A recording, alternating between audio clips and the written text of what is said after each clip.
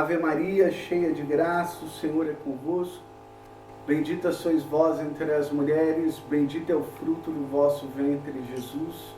Santa Maria, Mãe de Deus, rogai por nós, pecadores, agora e na hora de nossa morte. Amém. Pessoal, desculpa, às vezes tem uns barulhos aqui externos, não tem jeito, né? Às vezes é complicado aqui, mas vamos evangelizando naquilo que está ao nosso alcance, tá joia? Então, Cântico dos Cânticos, capítulo 1, versículo 4 diz: Arrasta-me após ti, corramos, o rei introduziu-me nos seus aposentos, exultaremos de alegria e de júbilo em ti, tuas carícias nos inebriarão mais que o vinho, quanta razão há de te amar. Vendo e contemplando, e fazendo este recorte dessa perícope bíblica, nós precisamos agora entender o que são os aposentos do rei. E se Deus é Deus quem atrai a esposa, se Deus não atraísse cada um de nós, ninguém conseguiria caminhar com Deus. Porque nós só caminhamos porque Ele nos ilumina. E nós só caminhamos porque Ele segura na nossa mão e Ele atrai com o seu perfume para entrarmos nos atos do Senhor. Mas eu quero levar você agora a compreender o que é os aposentos do rei.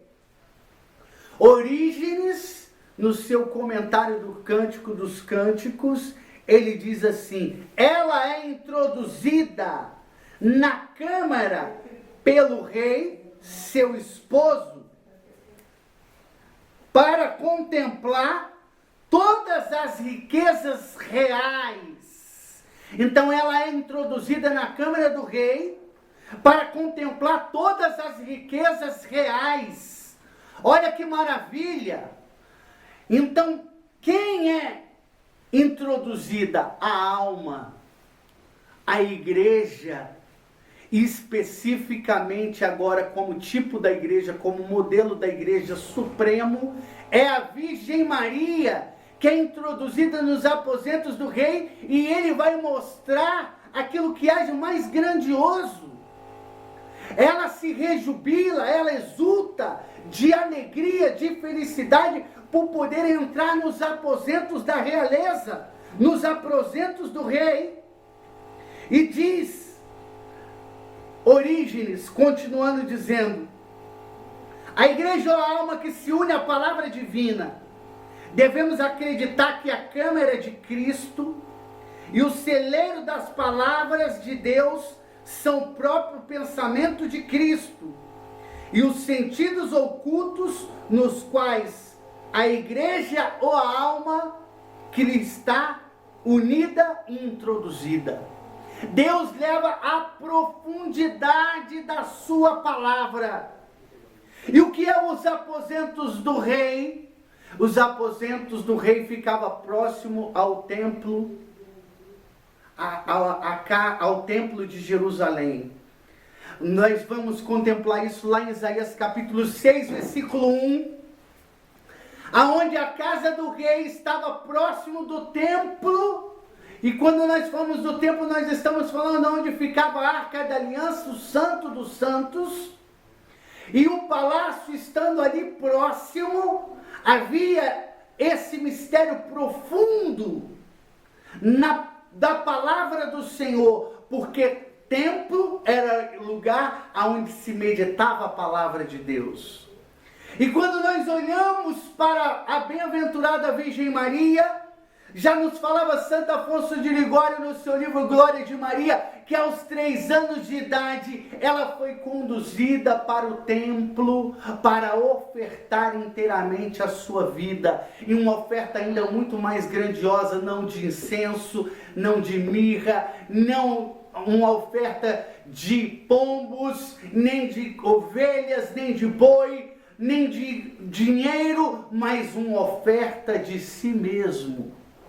Aos 3 anos de idade, aquela menina sobe os 15 degraus do templo em Jerusalém para se ofertar em sacrifício a Deus. Assim como Isaac, no Antigo Testamento, lá em Gênesis 22, ele foi uma criança de 16, um adolescente, 16 anos, vamos falar aos estudiosos, que ele subiu para se ofertar e foi como um cordeiro mudo conduzido pelo seu pai. Agora é a bem-aventurada Virgem Maria se ofertando no altar de Deus, nos átrios do Senhor, no templo, na casa do Senhor. E ela ficou dos 3 anos até a sua juventude. Ela ficou no templo, ela foi conduzida, ela entrou nos átrios, literalmente, a Virgem Maria entrou nos átrios do Senhor.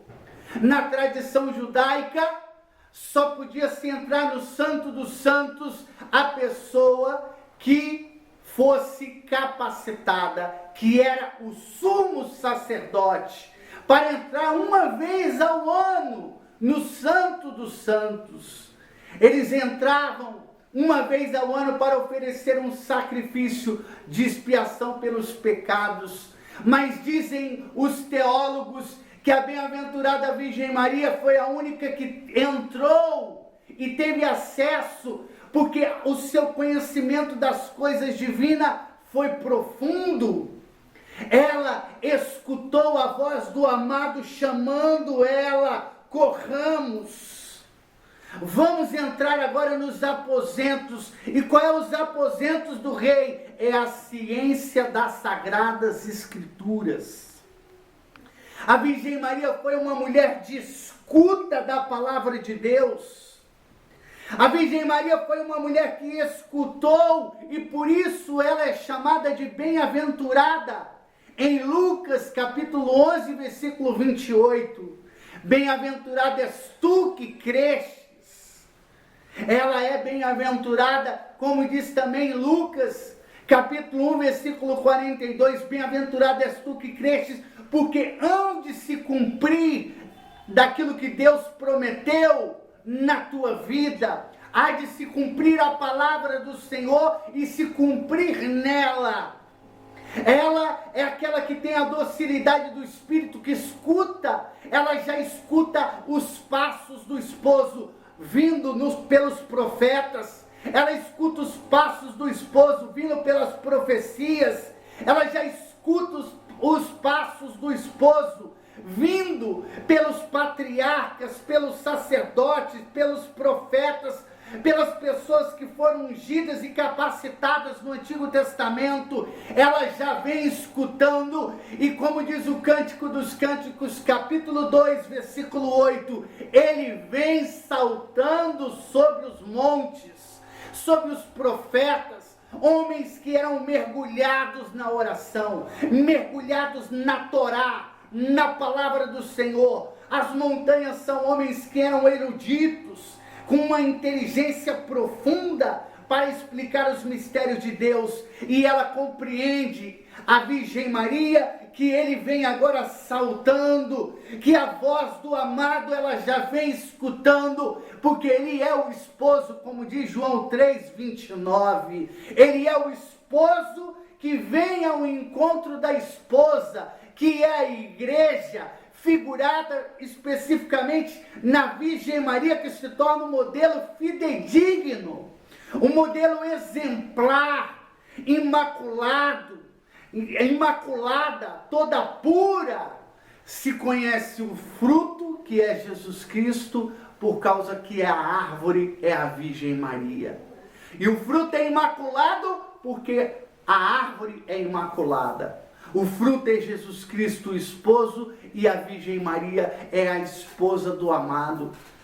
E ela penetrou nos mistérios divinos, porque ela escutou a palavra do Senhor. Mateus capítulo 13, no versículo 9 vai dizer: quem tiver ouvidos para ouvir, ouça.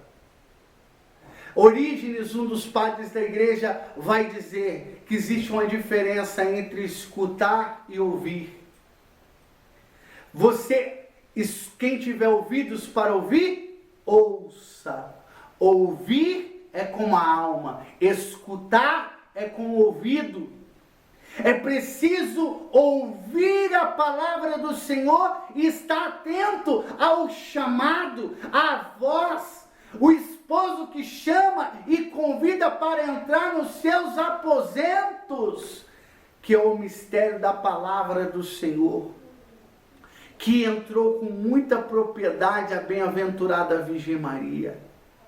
A semente do verbo, o próprio verbo de Deus, Jesus Cristo, a palavra de Deus diz que ele se tornou carne, João 1,14, encontrou, não foi uma terra pedregosa, não encontrou uma semente que foi lançada à beira do caminho, não foi lançada a semente no meio dos espinhos ou dos pedregulhos, mas Nossa Senhora é a terra boa, vai falar o Papa Bento XVI, aonde ela escuta a palavra do Senhor e ela reflete, ela mergulha, ela interliga a partir do Cristo e o Antigo Testamento e o Cristo.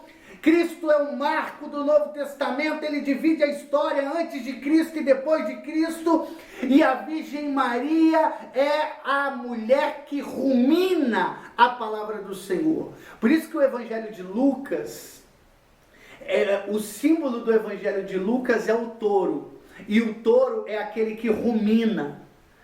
E Nossa Senhora é o exemplo mais perfeito daqueles que ruminam a palavra de Deus.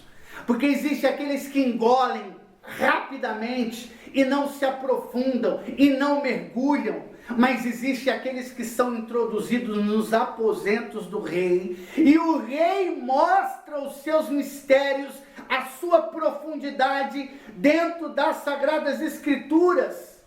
O Papa Bento XVI vai dizer assim, que Maria guardava todas as palavras meditando no seu coração. Lucas capítulo 2, versículo 19.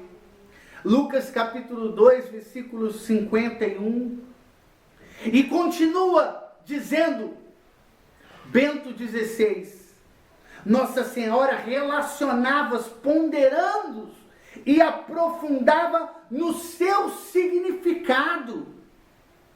O Papa vai dizer que ela se torna ali por excelência o trono vivo da palavra de Deus, aonde a palavra agora se faz carne. Não é apenas a palavra dada agora para os profetas, não é uma palavra que mandou Abraão sair da sua terra, Gênesis capítulo 12, versículo 1. Não é uma palavra que falou com Moisés em uma sarça que queimava e não se consumia, conduzindo ele para libertar o povo de Israel em Êxodo capítulo 3. Não é a palavra dada para Samuel, que estava no templo, na casa de Eli, ali colado ao templo com os sacerdotes. E ali ele escutou o chamado do Senhor, como muito bem vai colocar lá em 1 Samuel, lá no capítulo 1 e até o capítulo 3, relatando esse mistério do chamado de Samuel. Não é o chamado do profeta Isaías, que foi no templo em Jerusalém, em Isaías capítulo 6. Não é o chamado do profeta Ezequiel no rio Cobar, lá onde o povo estava exilado na Babilônia. Nós estamos agora vendo um chamado por excelência, que é o chamado do próprio Deus chamando a sua esposa, que é a Virgem Maria, para que ela pudesse adentrar mais profundamente. Mas este chamado sempre parte de Deus. É Deus sempre, como diz Apocalipse 3:20, que bate, chama, permite para que nós possamos abrir o coração. Mas é preciso abri-lo, é preciso abrir o seu coração, como diz lá em Mateus capítulo 7, versículo 7. Abre, deixa Deus entrar, deixa Deus fazer a obra. E foi isso que aconteceu com a bem-aventurada Virgem Maria. Ela é uma escriba, vai falar o Papa Bento XVI. Como diz em Eclesiástico capítulo 39, do versículo 1 ao 3, onde vai dizer que o sábio é aquele que prescuta os provérbios, as máximas dos antigos. Ele penetra nas profundezas dos clássicos dos profetas, ele entra nos provérbios, nas parábolas, ele vai ruminando a palavra de Deus, ele desmiuça. Assim foi a Virgem Maria, vai segundo Bento XVI, falando e comentando como uma mulher da palavra, das sagradas escrituras, que desde cedo ela foi apresentada ao templo, como vai falar Santo Afonso de Ligório, e ela vai se ofertar, ela vai se entregar por inteiro, ela vai se entregar por completo a Deus, já desde pequena, mas com uma ciência infusa. Os santos padres da igreja vão falar que Nossa Senhora tinha ciência infusa, que ela tinha uma inteligência jamais vista, não é comparada com São Tomás, não podemos comparar com Santo Agostinho, não podemos comparar com os homens que foram célebres, não, ela sobressai sobre todos os intelectuais, ela sobressai sobre todos aqueles que buscam a verdade.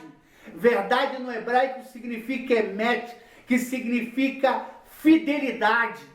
Muito mais do que no grego, que é aletheia, que significa uma verdade atemporal. Verdade é aquela verdade que é concreta na palavra, na fidelidade. E ela, por ser totalmente conduzida pelas Sagradas Escrituras, pela palavra do Senhor, os armazéns de Deus, como diz São Gregório Magno, que as Sagradas Escrituras é esse armazém aonde ela se alimentou, aonde ela mergulhou, aonde ela ruminou a palavra de Deus. E ela ruminou de tal forma que ela entrou no palácio do rei. E o que é os palácios do rei? O palácio do rei era de marfim. Por isso diz o Salmo 44, versículo 9, que é chamado palácios de marfim, se falando ao palácio do rei. Fazendo uma referência e uma ligação com o Cântico dos Cânticos, no capítulo 1, no versículo 4, aonde diz assim: o rei introduziu-me nos seus aposentos. Santo Agostinho, comentando esta palavra nos Salmos, ele diz assim: ao falar o salmista de casas de marfim, referia-se a palácios amplos, belos, suaves, quais são os corações dos santos.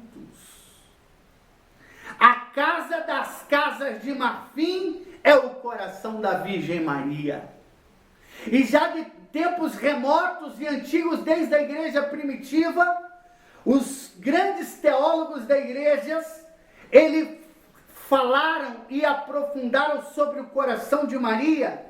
Entre eles estão Santo Ambrósio, Santo Agostinho, São Leão Magno, São João Damasceno, São Gregório Taumaturgo, Santo Efrem, que mergulharam no coração de Maria para falar dos mistérios profundos. E eles diziam: se Cristo sofreu na carne, na cruz do Calvário, a Virgem Maria sofreu no coração e na alma. Ela foi verdadeiramente um sacrifício vivo, agradável a Deus. E o seu coração é um coração fiel ao Senhor. Não é um coração dividido. Ela é a própria casa de marfim. E Santo Antônio de Pádua falando também e apontando e comentando o Cântico dos Cânticos, e falando do mistério do marfim, aonde vai dizer, lá em Cântico dos Cânticos, capítulo 5, versículo 14, o seu ventre é de marfim, e ele está ali incrustado com pedras de safira. Santo Antônio diz assim, o teu ventre é de marfim, distinto com safira. O marfim é um osso de elefante e ele é cândido e frio. Ele é branco e gelado. A Virgem Maria vai falar esse santo esse santo franciscano, ele vai dizer que a Virgem Maria foi fria para o pecado, que ela não se deixou levar pela concupiscência da carne, ela foi fria e ela foi totalmente pura no seu corpo. E vai falando ele, dizendo assim, da pureza dela, o marfim ele é branco, é a pureza, e é frio, porque ela foi fria para o pecado. E o marfim vem do elefante. Entre todos os animais, o que é mais domesticado é o elefante. Entre todas as criaturas, a que foi mais obediente à palavra do Senhor foi a Virgem Maria, que disse, Lucas capítulo 1, versículo 38. Faça-se em mim segundo a tua palavra. Segundo a tua palavra. Faça-se em mim segundo a tua palavra, segundo as sagradas escrituras, que eu possa ser o trono de marfim, a casa de marfim, a torre de marfim. Quando eu falo casa, eu estou falando de intimidade. Quando eu falo de palácio, eu estou falando de coisas sublimes, de coisas tremendas. Quando eu estou falando de torre, nós estamos falando de sentinela. Ela era a casa, ela era a torre, ela era o palácio, ela era a casa da intimidade, ela era o palácio aonde tinha toda a realeza, e ela era a torre aonde tinha a vigilância necessária. A Virgem Maria era essa torre de marfim.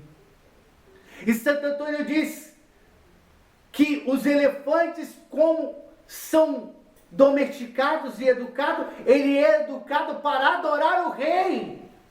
A bem-aventurada Virgem Maria foi a maior adoradora do rei. Ela foi a rainha, que foi também introduzida, essa virgem introduzida nos palácios, e quando ela foi introduzida nos palácios, ela se tornou rainha.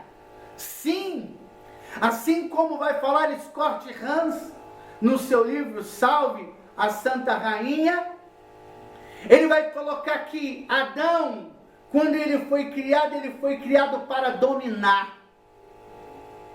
Lá em Gênesis capítulo 1, no versículo 26, 27 e 28. E ele foi criado para dominar, mas ele foi criado como rei. E a sua esposa foi colocada ao seu lado como rainha mãe. Ela foi colocada do seu lado, a Geberá, rainha mãe. É isso, Eva é a rainha, Gênesis 3:20, mãe dos viventes. E agora a Virgem Maria, sendo a nova Eva, ela é a rainha mãe. Ela é a rainha mãe. Olha o mistério profundo. O templo em Jerusalém, aos 3 anos de idade e até a sua juventude, e ficou com Ana, a profetisa, que já era de 84 anos de idade, uma mulher, uma viúva, que ficava no templo e era uma profetisa da casa de Israel. Diz os místicos e alguns teólogos que essa mulher ela também ali ajudava e auxiliava aquela menina desde criança a penetrar nos mistérios das Sagradas Escrituras, da Palavra de Deus. Ela almejava desde pequena que as profecias se concretizassem, que as profecias se cumprissem. E o que acontece quando ela está no seu quarto? Como diz Mateus 6,6, quando orares, entra no teu quarto, fecha a porta e ora em segredo ao teu pai. É isso, ela entra no seu quarto e ela começa a orar, ela dobra os joelhos, ela bota o seu rosto sobre o pó, como diz Lamentações 3:29, bota o teu rosto no pó, ela bota o rosto no pó, e quando ela bota o rosto no pó, ela é uma mulher sedenta da palavra do Senhor. Ora, os Cânticos dos Cânticos coloca ela como uma pomba perfeita, Cântico dos Cânticos capítulo 6, versículo 9. Ora, em outros momentos as Sagradas Escrituras coloca ela como uma corça que suspira pelas águas, Salmo 41, no versículo 2. Ora, coloca ela como as águias que renovam as suas forças, como diz ali Isaías capítulo 40, versículo 31. Ora, ela é colocada como uma pomba, mas ora, ela é colocada também como asas de águia, como diz Apocalipse capítulo 12, versículo 14, que ela recebeu 2 grandes asas de águia e voou para o deserto. E que deserto foi esse? O deserto é o deserto de Oséias capítulo 2, versículo 16, te conduzirei ao deserto e falarei ao coração da Virgem, ao coração de Maria de Nazaré, ao coração daquela menina que o seu nome é como um perfume derramado, aonde todas as jovens são atraídas, porque ela é conhecida no Cântico dos Cânticos, capítulo 7, no versículo 4, como a torre de marfim. Sim, ela é a torre de marfim. Ela é essa torre, uma mulher ilibada, uma mulher pura, uma mulher de modéstia, uma mulher que está nos seus olhos, os olhos de pomba, porque é a pureza. O seu pescoço também é destacado como a torre de marfim, porque era representado aonde ficava a sentinela. A torre é onde dá uma visão panorâmica. Foi isso que a Virgem Maria alcançou quando ela subiu as montanhas de Judá, às pressas, como diz Lucas, capítulo 1, versículo 39, e de repente ela lança o quê? Um brado. Ela canta o seu Magnífica. Agora ela não é a pomba, agora ela não é a corça, agora ela não é a águia, agora ela é a leoa que está rugindo e cantando um canto profético, o Magnífica. A minha alma glorifica o Senhor e o meu espírito exulta em Deus, meu Salvador. Ela é uma mulher que está embriagada da palavra do Senhor, está tão tomada pelas Sagradas Escrituras, que o seu Magnífica, Lucas capítulo 1, do versículo 46 seguintes, ela menciona 10 versículos bíblicos, e ela cantando, são 10 estrofes, e ela vai falando a palavra do Senhor, relacionando com o Antigo Testamento. São mais de 14 citações do Antigo Testamento. Ela sai citando ali, fazendo referência, alguns teólogos dizem, a 40 livros do Antigo Testamento. É uma mulher que está tomada pela palavra do Senhor. E na tradição da igreja, ela é conhecida como a profetisa. Vai falar Bento XVI, ela é a terra fecunda, aonde o próprio grão de trigo está no ventre dela, o pão vivo descido do céu, Jesus Cristo, o Deus vivo, o Deus poderoso, um Deus que pode todas as coisas. E agora, ela que quando criança foi introduzida nos palácios do rei, nos aposentos do rei, na câmara nupcial, que, como diz Orígenes, é o conhecimento profundo, secreto das Sagradas Escrituras, e ela, como uma escriba, como uma mulher sábia e uma profetisa, cheia e repleta do Espírito Santo de Deus, ela agora deseja, e ela vai clamando, vem, amado meu, vem habitar nesse jardim fechado, como diz o Cântico dos Cânticos, capítulo 4, versículo 12, vem, amado meu, eu sou do meu amado, e o meu amado é meu. Cânticos dos Cânticos, capítulo 6, versículo 3, ela vai chamando o amado, ela tem sede da palavra do Senhor, e a sede dela é tão grande, que ela fala, Maranatá, vem! E quando ela fala, vem, o céu se abre, e o arcanjo Gabriel aparece no quarto dela, aonde ela está embriagada espiritualmente das coisas que são do alto, dos armazéns, dos celeiros que tem o trigo do conhecimento das Sagradas Escrituras. Ela está nas adegas do vinho, de uma embriaguez espiritual, não de coisas terrenas, mas de coisas profundas e celestes. Ela está dizendo, o teu beijo é melhor do que o vinho.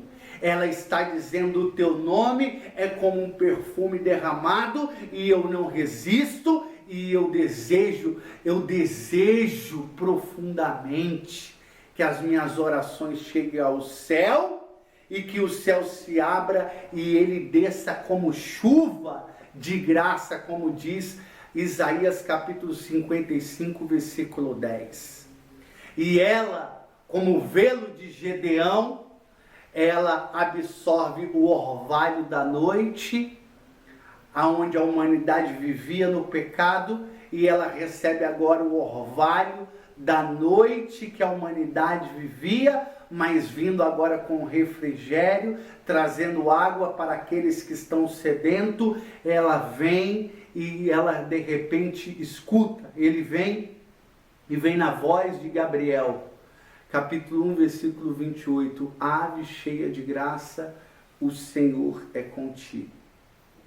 Naquele momento a glória de Deus é estabelecida no templo, como no Antigo Testamento, onde Asaf, quando de repente o templo vai ser inaugurado, o templo de Salomão, e ele começa tocando e cantando, e quando ele começa a cantar, então a glória de Deus desce sobre o lugar, vem a Shekinah, a nuvem da glória do Senhor, e descendo sobre ali os átrios do Senhor, a sala da intimidade, a arca da aliança. Então de repente a glória toma aquele lugar e todo Israel glorificou o Senhor. Nós estamos agora falando no Novo Testamento, a glória que está tomando a Virgem Maria, e agora ela está se tornando o palácio do rei. Ela que tinha sido introduzida nos palácios do rei das Sagradas Escrituras, e desejando de tal modo, meditando no seu coração, ela agora deseja, ela suspira. E o suspiro dela é tão profundo que agora a segunda pessoa da Santíssima Trindade sai da glória celeste e de repente vem agora e se encarna. E o Verbo se fez carne. Porque ela teve ouvido para escutar. Quem tiver ouvidos para ouvir, ouça.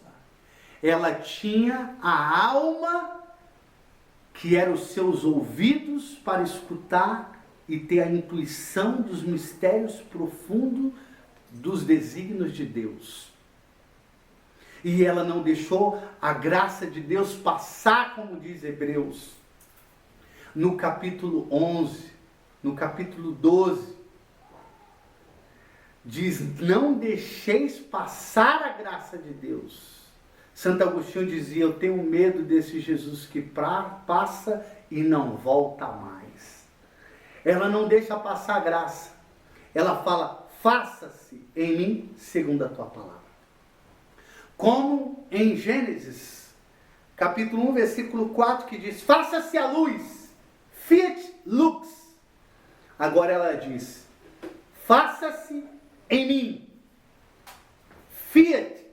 E o fiat da Virgem Maria fez com que ela se tornasse agora o trono de marfim. Ela se tornou pura, imaculada, bendita entre todas as mulheres. Nós estamos falando nada mais, nada menos do que a bendita Mãe de Deus. E por ela ser introduzida nos palácios do rei, e o rei também vinha até ela, ela também mereceu ser chamada de rainha. Por isso vai falar São Bernardino de Sena: desde o momento em que Maria aceitou ser mãe do Verbo eterno, mereceu tornar-se rainha do mundo e de todas as criaturas. Ela, por receber a palavra de Deus, não mais agora uma palavra imaterial, mas agora a palavra se torna palpável e visível, como diz em 1 São João capítulo 1, versículo 1, no princípio era o Verbo. E nós vimos, apalpamos e testemunhamos que ele é real, e se tornou real pelo sacrossanto ventre de fogo da Virgem Maria. E por isso ela é a nossa rainha. De Santo Afonso Maria de Ligório: Maria é, pois, rainha, mas saibamos todos, para a consolação nossa, que é uma rainha cheia de doçura e clemência. Diz o filósofo Sêneca, ele diz: a magnificência dos reis e das rainhas consiste em aliviar os desgraçados, e ela muito bem, com o seu brado de vitória, o rugido da leoa, o canto do magnífico, que é o espelho da bem-aventurada Virgem Maria, da sua alma, é o espelho da sua alma, é o canto dos anauim, dos pobres de Deus, é o canto profético do Antigo Testamento. Ela é a voz de Deus, que faz com que a glória do Senhor reine na terra, e por isso ela trouxe a doçura, que é o próprio Verbo de Deus. De Santo Alberto Magno, o próprio nome de rainha denota piedade e providência para com os pobres, enquanto que o de imperatriz dá ares de severidade e rigor. Ela é esta mãe doce, suave, que nos leva e nos segura pela mão e nos leva aos palácios do rei. Você precisa ser introduzido nos aposentos do rei, que é as Sagradas Escrituras, meu irmão. E a Virgem Maria, como uma mulher do templo em Jerusalém, uma mulher que a palavra de Deus se torna carne no seu ventre, ela é aquela que nos apresenta o seu filho, e ela diz, como em João 2,5, fazei tudo o que ele vos disser. Você precisa ter mais fome da palavra. Como ela foi faminta, ela foi uma devoradora da palavra. Amós capítulo 8, versículo 11, ela devorava a palavra de Deus. Mais do que Moisés, que recebeu os mandamentos da lei de Deus em pedra na rocha, ela recebe o Verbo encarnado, a carne viva, o pão vivo descido do céu. Mais do que o profeta Ezequiel, que diz lá em Ezequiel 3:1 que Deus mandou ele comer o rolo. A Virgem Maria, ela tinha as palavras de fogo nos seus lábios, e ela recebeu a labareda de fogo, que foi o próprio Verbo que se fez carne. como fogo que caiu do céu, como aquele fogo que o profeta Elias clamou e veio sobre o céu e queimou os holocaustos. Esse fogo é o próprio Deus que vem. E vem e ele habita agora no altar que é a Virgem Maria. Ela se tornou o templo vivo da casa de Deus.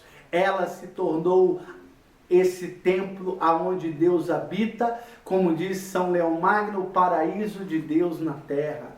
Ela se tornou a cidade de Deus, do Deus Altíssimo. A cidade aonde vivem os homens virtuosos, como dizia Santo Agostinho no seu livro. Ela se tornou o modelo para todos os profetas. Que nós possamos adentrar nos palácios do Rei, como muito bem entrou a bem-aventurada Virgem Maria. Que nós possamos cada vez mais tomar posse da palavra do Senhor, dar um mergulho profundo nos palácios do Rei e dizer assim: arrasta-me após ti, corramos. Diz Santo Ambrósio: se Deus não nos atrair, nós não conseguiremos seguir Ele. O Rei introduziu-me nos seus aposentos, que são as riquezas reais, que são os júbilos e as alegrias de contemplar os celeiros do Cristo e de entrar nos seus pensamentos profundos e nos sentidos ocultos das Sagradas Escrituras, como diz Orígenes. Que nós possamos mergulhar profundamente nesse palácio de marfim, que é também a Virgem Maria, que nos dá uma contemplação maior e mais profunda da palavra do Senhor. Se Cristo dividiu a história em antes de Cristo e depois de Cristo, eu quero dizer para você que também a Virgem Maria dividiu a história com o seu Fiat. Porque o que se atribui a Jesus se atribui à Virgem Maria. Assim já entendiam os antigos padres da igreja e assim também nós compreendemos como teólogos da palavra do Senhor. Que Deus abençoe poderosamente a sua vida. Eu quero fazer um convite para você, meu irmão. Já chegando ao fim desta live, eu quero te convidar a você se inscrever no nosso canal. Irmão, quero conhecer mais da palavra de Deus, quero mais me aprofundar mais na Virgem Maria, conhecer mais a igreja, quero conhecer mais os mistérios da Santa Missa, da Eucaristia, eu quero conhecer mais sobre os profetas, eu quero conhecer mais as coisas belas que a igreja tem. Eu quero te convidar a você entrar também nesse aposento chamado o canal do YouTube, Fraternidade Combatentes na Fé.